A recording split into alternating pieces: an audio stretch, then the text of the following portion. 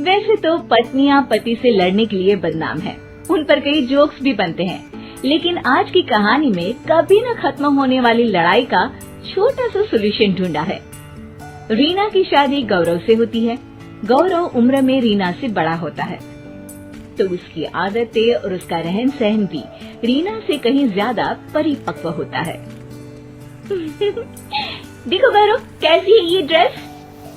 अरे रीना, क्या क्या पहनती हो? सिंपल साड़ी में कितनी सुंदर लगती हो, जानती भी हो तुम। बस करो, तुम तो हो ही बूढ़े, मेरी तो जिंदगी ही खराब हो गई। मैंने कैसा पति सोचा था और कैसे निकले तुम।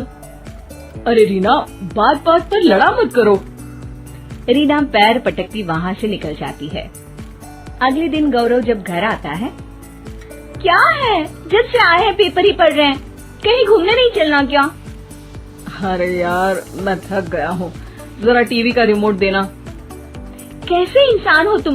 मैं सुबह से तुम्हारा इंतजार कर रही हूँ कि तुम मुझे कहीं घुमाने लेकर जाओगे, लेकिन तुम हो रहने दो, बात ही मत करो मुझसे। गौरव को तो समझ में ही नहीं आता कि आखिर रीना उससे चाहती क्या है और वो क्यों उससे लड़ती रहती है। एक दिन, अरे रीना, खाने में क्या बनाया है? भूख लगी है। आज ना मैंने साउथ इंडियन खाना बनाया है, डोसा और इडली। बोलिए तो लगा दूं?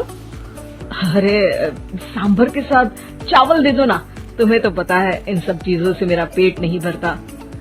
ये सुनकर रीना का पारा 7वें आसमान में चढ़ जाता है। वो जोर जोर से चिल्लाने लगती है, फेंक दूंगी मैं सारा खाना, ना कोई खाना खाएगा और ना ही कोई सोएगा आज। अब तो गौरव के भी सब्र का बांध टूट जाता है। पहली बार गौरव रीना पर चिल्लाता है, बस करो रीना, बस करो, हर बात पर लड़ाई, हर बात पर झगड़ा। अरे मैंने बोला ही क्या है, बस यही ना कि चावल खाने का मन है। अरे पर टेस्ट करके तो देखो कि कैसा बना है खाना। अरे तो ये बोलती ना कि टेस्ट करके तो देखो, मैंने कब मना किया? क्या अब देखो तब लड़ाई, अब क्या खाना भी तुम्हारी पसंद का ही खाऊं? इतना कहकर गौरव वहाँ से निकल जाता है। अब क्या था, कभी न बोलने वाले गौरव के मुंह से इतनी बात सुनकर रीना का पारा हाई हो जाता है। वो वहाँ से पास में ही अपनी सहेली के घर चली जाती है। अरे क्या हुआ रीना, क्यों रो रही है तू? मैं गौरव के साथ नहीं रह सकती यार, वो बिल्कुल अच्छा नहीं है, उसकी सोच मेरी सोच से बिल्कुल मेल नहीं खाती।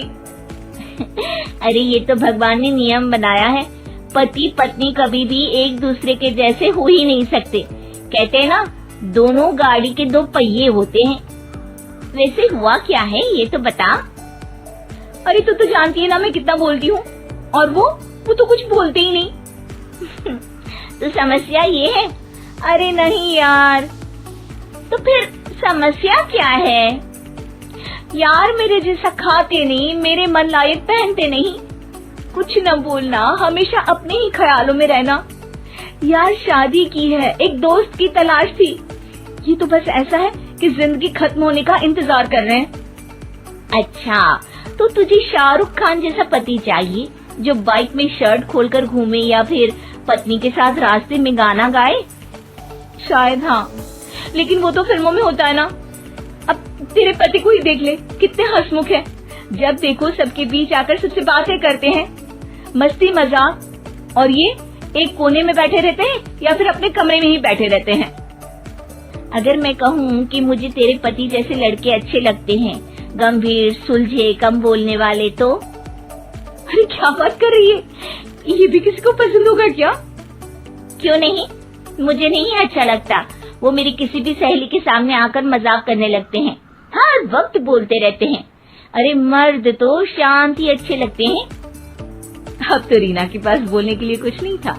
वो समझ रही थी कि उसे जो मिला वो किसी का सपना हो सकता है।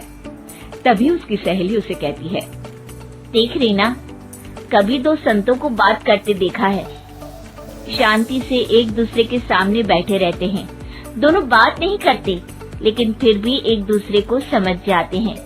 मैं तो यही कहूँगी कि तू अपने पति के मन को समझ, पहले समझ फिर समझाने की कोशिश करना, समझी? अब रीना को बात समझ आ गई थी। वो घर आकर गौरव के गले लग जाती है। गौरव कुछ कहता पर रीना उसे चुप कर देती है। अब आप जैसे हैं वैसे ही रहिए, मैं आपके साथ हर हाल में खुश हूँ।